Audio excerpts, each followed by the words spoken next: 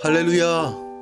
우리 예수님은 찬양합니다. 그가 구원자이시며 생명의 주권자이십니다. 우리가 주님께 집중하고 주의 십자가 바라볼 때 우리 자유케 하시고 새롭게 하시는 그 은혜가 오늘 우리 삶 가운데 충만하게 임할 것입니다. 2월 9일 수요일 아침 예배 성삼위 하나님께 올려드립니다. 우리 다 함께 사도신경으로 신앙을 고백하며 이 아침을 시작하기 원합니다. 전능하사 천지를 만드신 하나님 아버지를 내가 믿사오며 그 외아들 우리 주 예수 그리스도를 믿사오니 이는 성령으로 잉태하사 동정녀 마리아에게 나시고 본디오 빌라도에게 고난을 받으사 십자가에 못 박혀 죽으시고 장사한 지 사흘 만에 죽은 자 가운데서 다시 살아나시며 하늘에 오르사 전능하신 하나님 우편에 앉아 계시다가 저리로서 산자와 죽은 자를 심판하러 오시리라. 성령을 믿사오며 거룩한 공예와 성도가 서로 교통하는 것과 죄를 사하여 주신 것과 몸이 다시 사는 것과 영원히 사는 것을 믿사옵나이다. 아멘.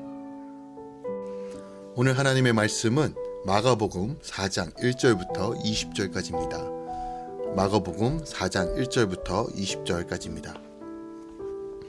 예수께서 다시 바닷가에서 가르치시니 큰 무리가 모여들거늘 예수께서 바다에 떠 있는 배에 올라 앉으시고 온 무리는 바닷가 육지에 있더라. 이에 예수께서 여러 가지를 비유로 가르치시니 그 가르치시는 중에 그들에게 이르시되 들으라. 씨를 뿌리는 자가 뿌리러 나가서 뿌릴새 더러는 길가에 떨어짐에 새들이 와서 먹어버렸고 더러는 흙이 얇은 돌밭에 떨어짐에 흙이 깊지 아니하므로 곧 싹이 나오나 해가 돋은 후에 타서 뿌리가 없었으므로 말랐고 더러는 가시떨기에 떨어짐에 가시가 자라 기운을 막음으로 결실하지 못하였고 더러는 좋은 땅에 떨어짐에 자라 무성하여 결실하였으니 30배나 60배나 100배나 되었느니라 하시고 또 이르시되 들을 귀 있는 자는 들으라 하시니라. 예수께서 홀로 계실 때에 함께한 사람들이 12 제자와 더불어 그 비유들에 대하여 물으니 이르시되 하나님 나라의 비밀을 너희에게 주었으나 외인에게는 모든 것을 비유로 하나니 이는 그들로 보기는 보아도 알지 못하며 듣기는 들어도 깨닫지 못하게 하여 돌이켜 제사함을 얻지 못하게 하려 함이라 하시고 또 이르시되 너희가 이 비유를 알지 못할진대 어떻게 모든 비유를 알겠느냐. 뿌리는 자는 말씀을 뿌리는 것이라. 말씀이 길가에 뿌려졌다는 것은 이들을 가리킴이니 곧 말씀을 들었을 때 사탄이 즉시 와서 그들에게 뿌려진 말씀을 빼앗는 것이요 또 이와 같이 돌밭에 뿌려졌다는 것은 이들을 가리킴이니 곧 말씀을 들을 때 즉시 기쁨으로 받으나 그 속에 뿌리가 없어 잠깐 견디다가 말씀으로 인하여 환난이나 박해가 일어나는 때에 곧 넘어지는 자요 또 어떤 이는 가시떨기에 뿌려지는 자니 이들은 말씀을 듣기는 하되 세상의 염려와 재물의 유혹과 기타 욕심이 들어와 말씀을 막아 결실하지 못하게 되는 자요 좋은 땅에 뿌려졌다는 것은 곧 말씀을 듣고 받아 30배나 60배나 100배의 결실을 하는 자니라. 아멘. 하나님의 말씀입니다. 오늘 말씀은 예수님께서 바닷가에 모여든 큰 무리에게 4가지 땅에 떨어진 씨 비유를 들려주십니다. 제자들이 홀로 계신 예수님께 그 뜻을 묻자 예수님은 하나님 나라의 비밀을 아는 것이 너에게는 허락되었다라고 말씀하세요. 그리고 뿌려진 씨가 바로 말씀이고 좋은 땅에 뿌려졌다는 것은 곧 말씀을 받아 결실한 자로 일어선다는 것을 의미한다라고 가르치십니다. 오늘 본문 말씀을 조금 더 절별로 살펴보겠습니다. 먼저 1절부터 9절까지는 4가지 밭에 대한 비유를 말씀하고 계세요. 씨 뿌린 자는 예수님이고 씨는 말씀입니다. 4가지 밭에 씨를 뿌리는 자와 씨는 같지만 수확량에 큰 차이가 나는 것은 마음밭이 다르기 때문입니다. 마음밭이 길가인 사람은 공동체에 속하지 않고 혼자 교회만 왔다 갔다 하면서 이 사람 저 사람 말을 듣다가 결국 은혜를 빼앗기고 마는 사람입니다. 마음밭이 돌밭인 사람은 말씀을 잠시는 기쁘게 받지만 돌같은 세상 가치관 때문에 혹은 마음의 상처로 인하여 믿음에서 멀어지는 사람입니다. 바위 같은 가치관은 매일 촉촉히 적셔주는 말씀의 이슬비로만 깨집니다. 내게 온 환난의 사건을 말씀으로 해석하며 성령의 도우심으로 한 가지씩 적용해 갈 때 세상의 가치관이 깨지고 내 마음의 상처들이 깨져 믿음의 뿌리가 자라는 것입니다. 또한 10절부터 13절까지는 비유로 주어진 비밀에 대해서 말씀하고 계십니다. 예수님이 홀로 계실 때 그분을 따르던 사람들이 12제자와 함께 그 비유의 뜻을 묻습니다. 이렇게 말씀을 사모하고 자기가 모르는 것을 인정하면서 주님께 늘 묻는 자에게 결실하는 자이라는 것을 오늘 본문이 우리에게 보여주고 있어요. 주께서 제자들에게 하나님 나라의 비밀을 주었지만 외인에게는 모든 것을 비유로 말씀하신다고 말합니다. 예수님이 하나님 나라의 비유를 씨 뿌리는 비유로 설명하신 것은 일상생활의 비유로 말씀을 가르치시고 생활에 적용한 이야기로 그 비밀을 보여주시는 것이에요. 말씀을 지식으로만 알고 삶에 적용하기를 하찮게 여기는 자들은 말씀을 들어도 깨닫지 못합니다. 말씀으로 선한한 지체의 간증에 감사하며 또한 말씀으로 회개하고 돌이킬 때 깨달음의 문이 열리는 거예요. 실질적으로 말씀을 행할 때만이 이것이 무엇을 의미하는지 우리가 분명하게 깨달을 수 있다는 것이죠. 또한 14절부터 20절까지는 같이 떨기에 떨어진 씨에 처음에 뿌리를 내리고 자라는 듯하지만 세상의 염려와 재물의 유혹과 욕심이 가시가 되어 말씀의 결실을 막는다라고 가르치십니다. 우리는 기억하죠. 솔로몬이 얻게 된 부귀 영화가 그에게서 하나님의 지혜를 앗아간 것처럼 세상의 성공과 쾌락은 우리의 영적 기운을 막고 세상 염려와 욕심은 우리의 적용을 막습니다. 좋은 땅은 말씀을 듣고 받아 순종하는 땅입니다. 인생의 목적을 행복이 아닌 거룩에 두고 현재의 고난이 짧음을 알고 장차 나타날 영광을 바라보며 인내하는 땅입니다. 낮고 낮은 땅이 되어 온갖 쓰레기와 오물을 껴안고 썩어 죽어짐으로 열매 맺는 땅입니다. 말씀의 빛을 받아 힘든 사람을 품고 사랑함으로 구원의 결실을 맺는 땅이라는 것이죠.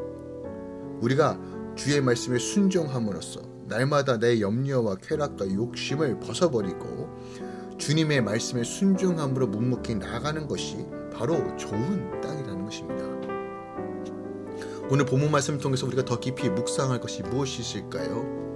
저는 4절 말씀을 한 번 더 묵상하기 원합니다. 4절에 보니까 농부가 뿌린 씨앗이 길가에 떨어짐에 그것들이 새들이 와서 먹었다라고 말합니다. 길가란 사람들이 다녀서 단단하게 굳어진 땅으로 파종하기에는 부적절한 곳입니다. 씨앗은 흙 속에 묻혀야지만 싹을 내리는 것인데 길가에 뿌려진 씨앗은 뿌려진 상태 그대로 뒹굴게 되므로 새들이 와서 먹어버리는 것이 너무나 당연한 거죠. 설령 새들이 씨앗을 미처 발견하지 못해 그대로 버려졌다 하더라도 거기서는 열매를 기대하기가 매우 어렵습니다. 하늘에 미리 땅에 떨어져 열매를 내리려면 흙 속에 묻혀서 죽어야만 가능합니다.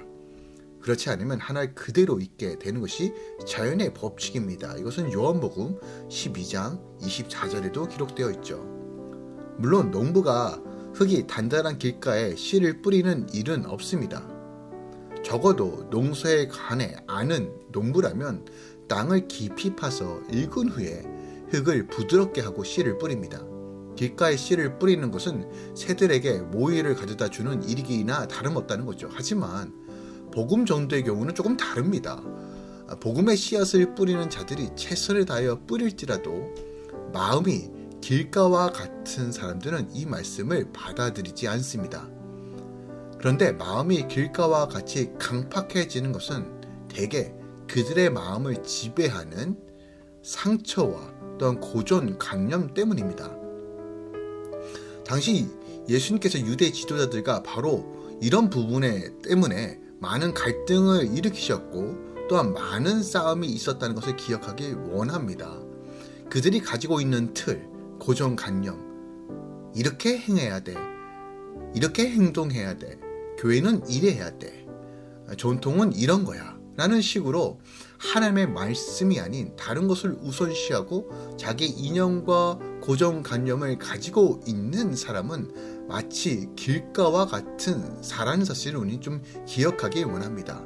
수많은 사람들이 다져졌고 그 길이 단단해져 더 이상 씨앗이 심을 수 없을 정도로 단단해진 그 길, 우리의 마음과 같지 않습니까?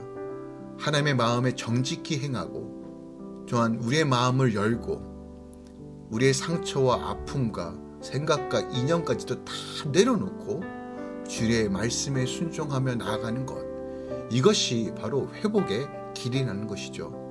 당시 유대인들이 또한 종교 지도자들이 예수 그리스도를 배척하신 가장 큰 이유는 바로 쉽게 무너지지 않는 그들의 전통과 고정관념과 종교화 때문에 예수 그리스도의 복음을 받아들이지 못했다는 것을 우리는 기억하기 원합니다.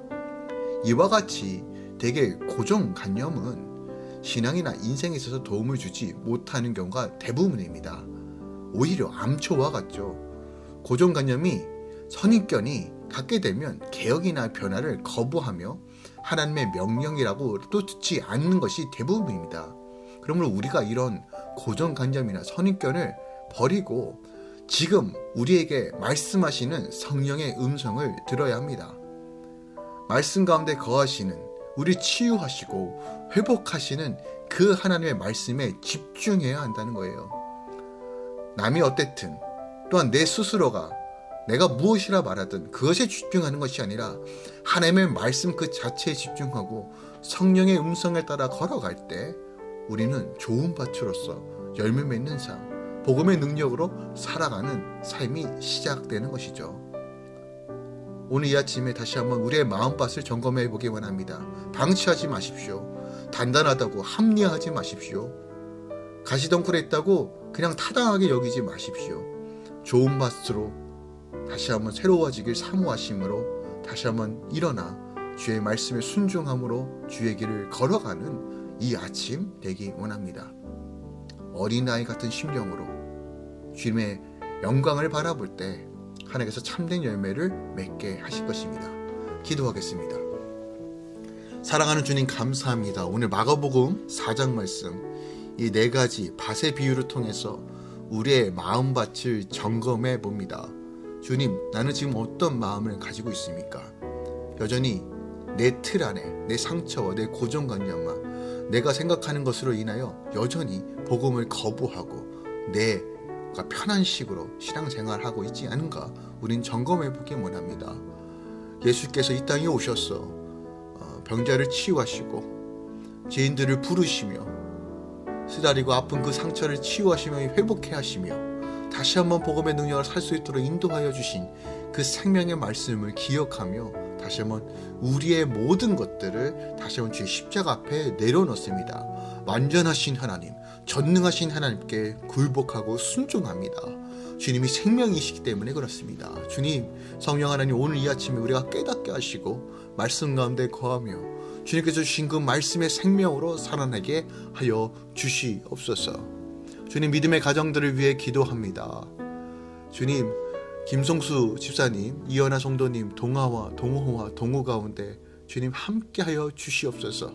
이 가정 가운데 하나님의 신령한 복과 또한 하나님의 놀라우신 치유함으로 새롭게 하여 주시옵소서.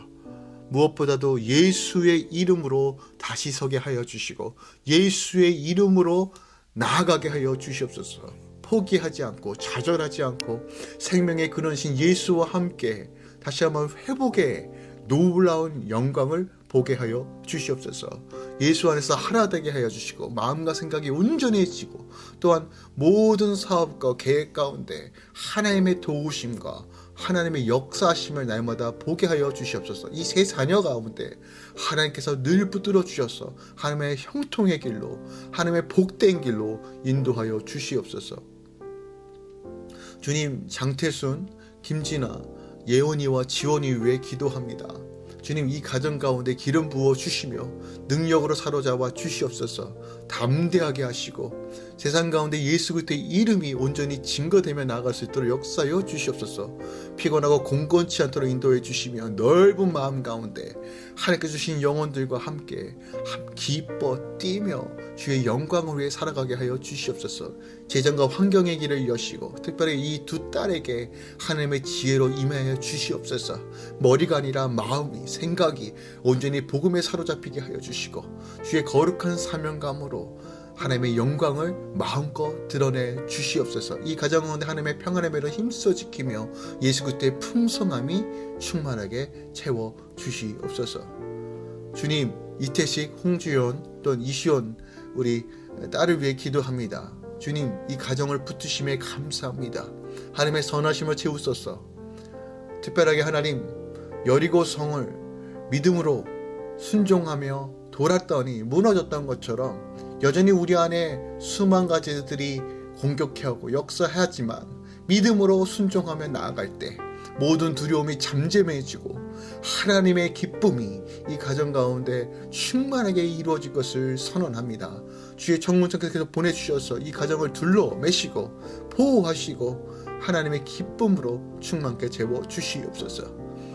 이제는 우리 주 예수 그리스도의 은혜와 우리 하나님 아버지의 놀라우신 사랑과 성령님의 내주교통 충만 역사하심이 오늘도 우리의 마음밭을 점검하며 옥토가 되길 사모하며 믿음으로 순종하며 주님께 내어드리며 주의 말씀에 순종함으로 나아가는 모든 할렐루야 공동체 또한 함께 기도하며 주를 바라보는 모든 성도들의 삶 가운데 이제부터 영원까지 함께 있을지어다. 아멘.